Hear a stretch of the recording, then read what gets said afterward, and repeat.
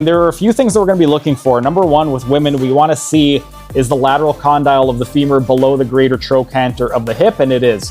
If it was higher than parallel, then that would indicate some tightness in the...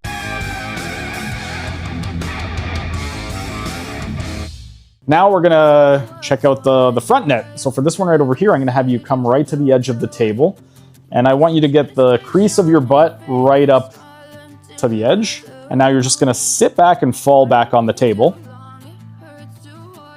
Come all the way. So actually lie down on the table. Yeah, there you go. Okay, now let's take one of your legs and you're going to hug it toward your chest. My hair is stuck. Okay, perfect. And now, are you completely relaxed right now? Like probably start at the back a little more. Okay, perfect. Like so this is called the Thomas test. The Thomas test is an orthopedic special test. And there are a few things that we're going to be looking for. Number one, with women, we want to see is the lateral condyle of the femur below the greater trochanter of the hip, and it is. If it was higher than parallel, then that would indicate some tightness in the psoas major, but since it is below, there's no tightness in the psoas major. However, with regard to the hip flexors, we also have the rectus femoris.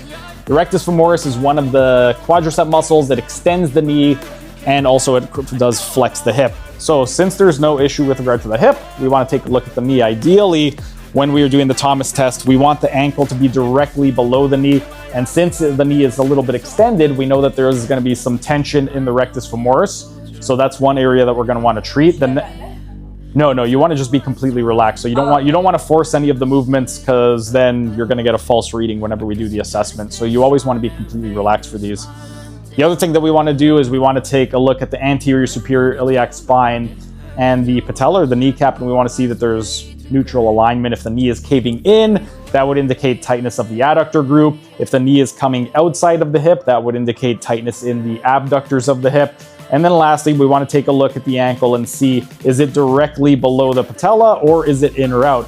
Right now, Alana's ankle is a little bit outside, which means there is some medial rotation going on at the hip. So we're going to want to work on the medial rotators a little bit. And now we're just going to do the other side. So you're just going to go ahead and you're going to hug the opposite side of your chest. Perfect. And now we're just going to do the exact same thing.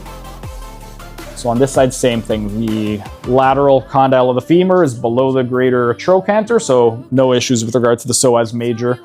But knee is a little bit extended, so there's some tightness in the rectus femoris. And on this side, the patella is outside of the anterior superior iliac spine, so there is going to be a little bit of tightness in the lateral hip compartment. So we're going to want to work on those abductors a little bit, as well as the medial rotators. Right now, Alana is in medial rotation, so we're going to want to address all of those areas. Next, we're going to...